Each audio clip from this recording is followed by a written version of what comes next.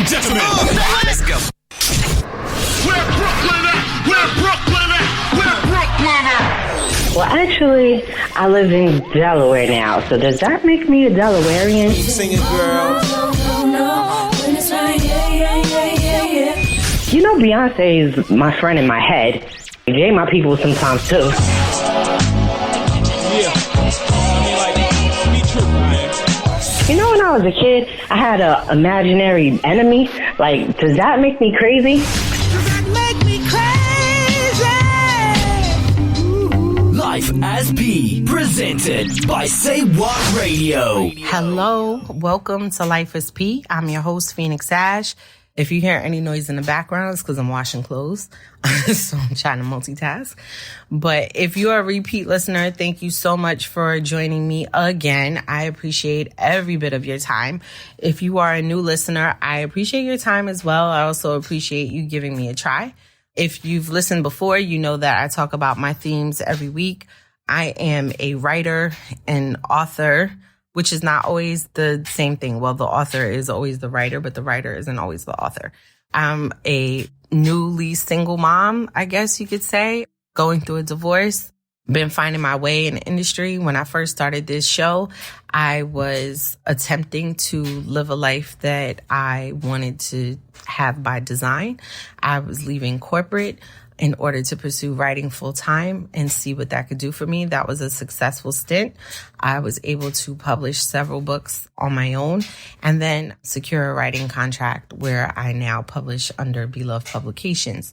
I say all that to say that this has definitely been a journey. There's been some evolution, and I appreciate any and everyone who has stepped in along the way to listen to me vent, to listen to me work through my thoughts or purchase my work, invest in my work, or even just to get up in my inbox, which is at P Writes on Instagram as well as at P Writes on Twitter. But to encourage me to keep going, I love when people like looking for the next show. I love that because that shows me that you're interested and give a damn what's going on in my mind. So I'm dating, okay? Or some version of it, because I swear I'm not doing it right. And, you know, talking to other single friends of mine and things that we are experiencing. And one of those things is communication. And it's not necessarily tell me your whole life or run me your itinerary or tell me what you're doing every second of the day, but just noticing that there are a certain number of touches that you have per day in order to maintain some kind of bond. And when I say bond, I don't mean we're in love and I'm maintaining that bond, because I think at that point you should be beyond making the effort to talk every day. Like, I feel like it should be natural, but keeping in someone's life, not necessarily letting it fall off or ghosting each other or whatever, unless it's by choice. I liken it to when I think about areas in which my marriage was not successful. And I hate to say that my marriage failed. So I would just rather say it was not successful. Does it mean the same thing? Pretty much. But I feel like saying it failed is like it was just doomed or whatever. And I just feel like it wasn't successful. I mean, there was attempt after attempt after attempt, and they were in good spirits. They were with good intention, and it just didn't have the outcome that I was looking for it to have. And I'm okay with it. I'm on to the next venture.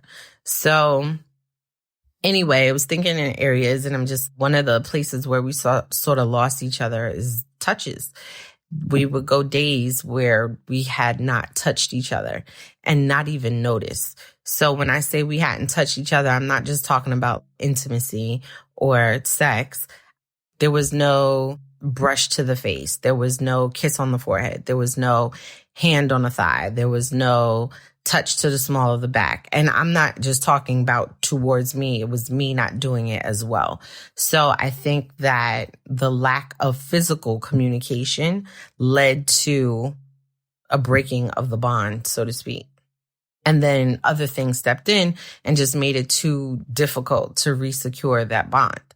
And I think about that, and I think about how that relates to dating and this need of, I want to at least hear from you once a day. And it's real. You try to tell yourself like people are busy, people got to get time to get to know each other. But damn it, you could tell me good morning.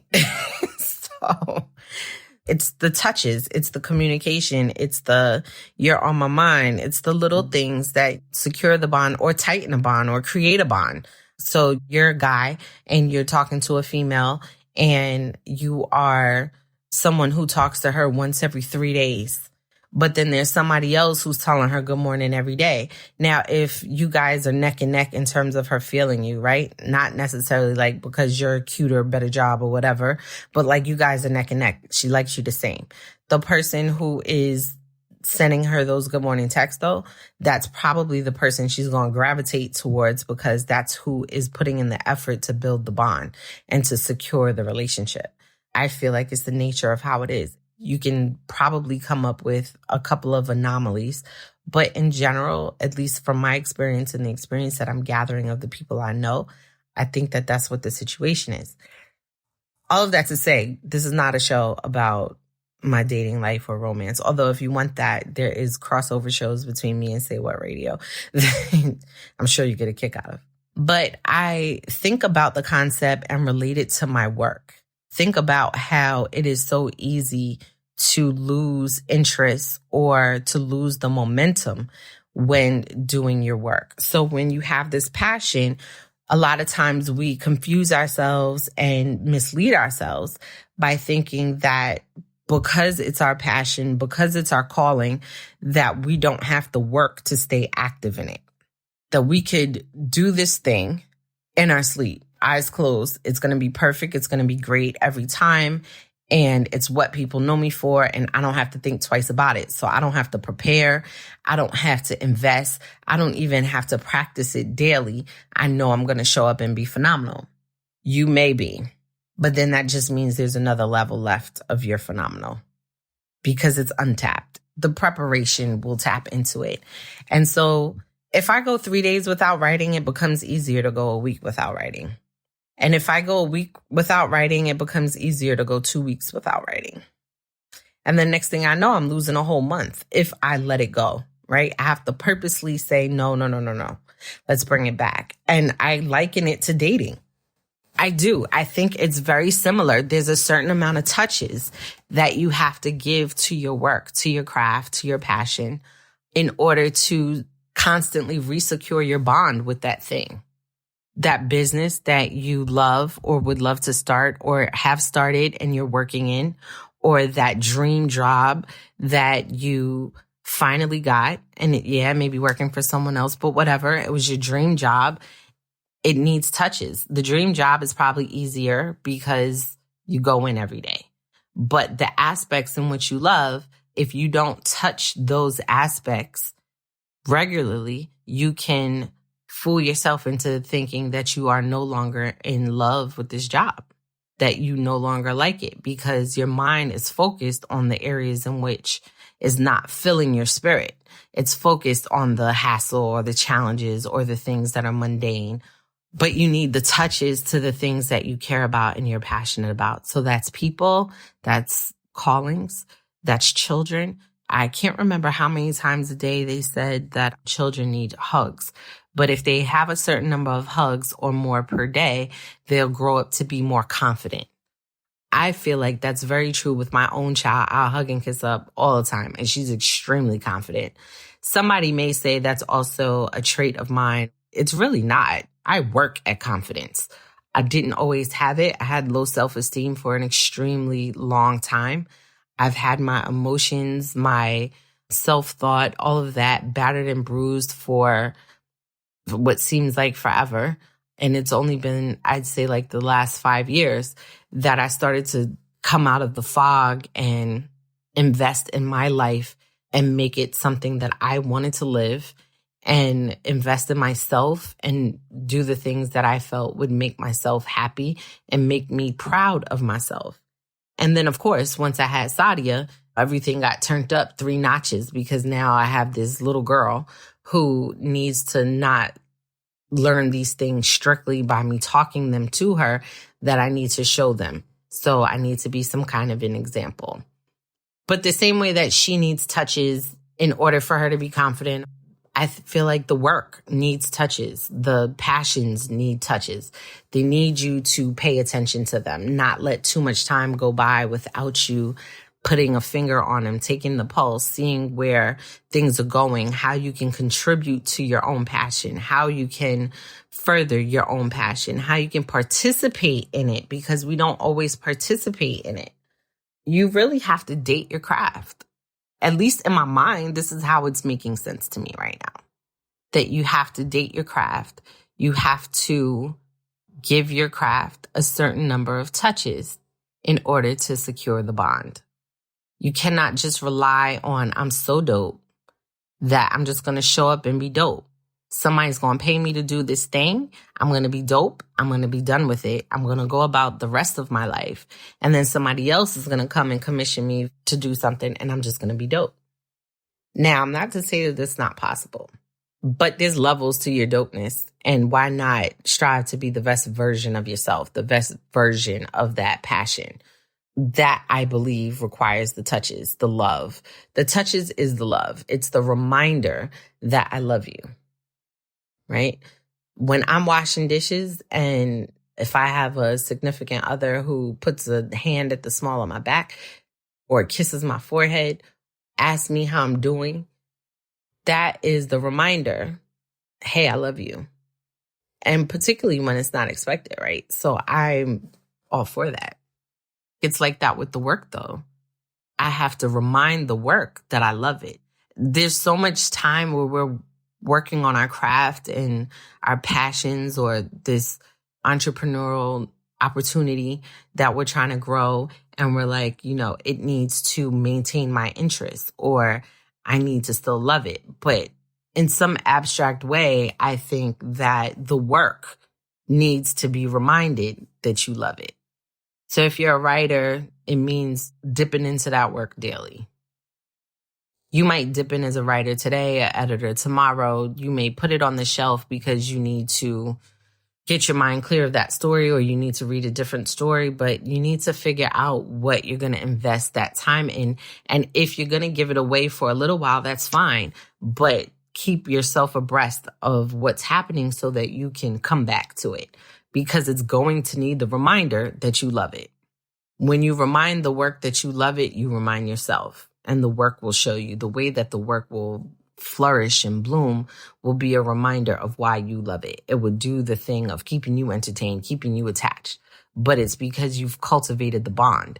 You have touched it. You have made sure it was okay. You've patted on it. You've thought about it. You've figured out ways to improve it. You've done your research, whatever it takes, but you've given it touches. And when you give it touches, there's a different kind of bond. There's a different kind of connection.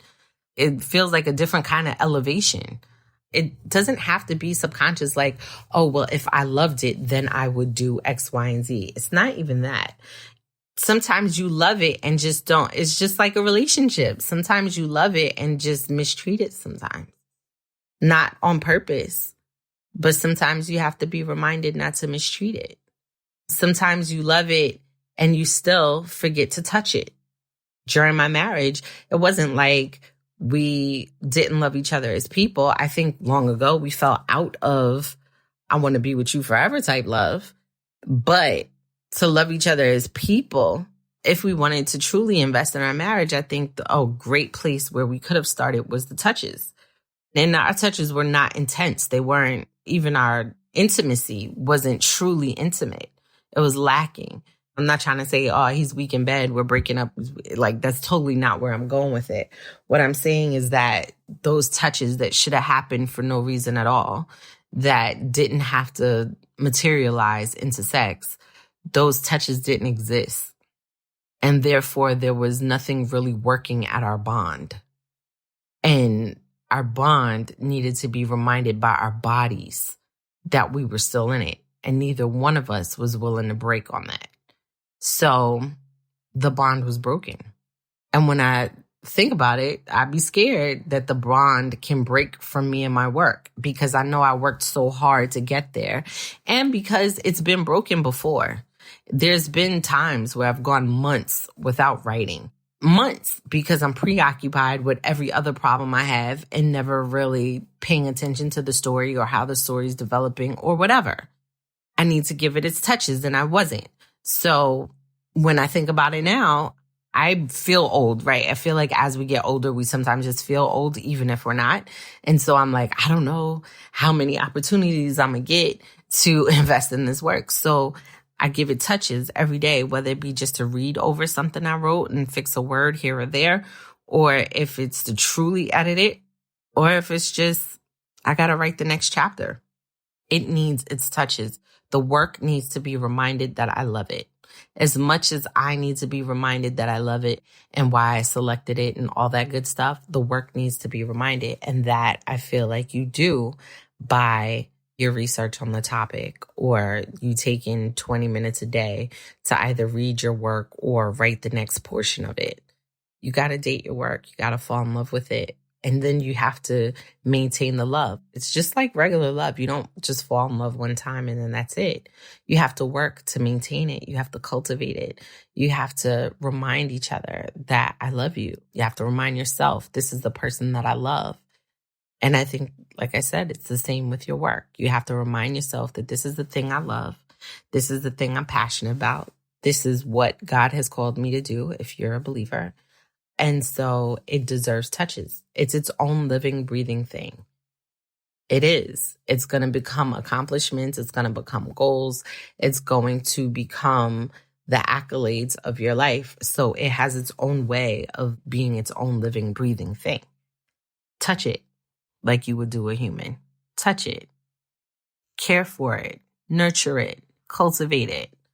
It definitely makes a difference when you have daily touches, whether it be in romantic relationships or work relationships. If I have not touched something of my interest in a couple of days, first of all, I'm in a bad mood. Second of all, it becomes harder for me to get back to it. And I get confused and I can't remember stuff. And I don't know why we're at this stage. It's just not good. So I gotta have some touches. And I believe for the work to be truly successful, you got to touch it. You got to take care of it. You got to put it on display, whether it be like you're a camera person or whatever it is. Figure out how you could give it some touches. Give it some love. Show it that you still care, that I'm still passionate about you. That's the gist of my love relationship right now, too. But anyhow, that was on my mind, and I wanted to share that with you because we deserve different angles to look at our passions, to look at what we're trying to pursue, because that too is a part of staying present and reminding the work that we love it, staying protective over the energy that is supposed to be invested in it or the outcome that is so nearby, protecting that. Anyway, I hope you understood what I said. I'm very tired. The clothes finished washing. I love our conversations and I love the touches that you guys give me every day. There's someone who listens to the podcast, who reaches out to me to talk about something or just to say hello or share with me their impression of the show.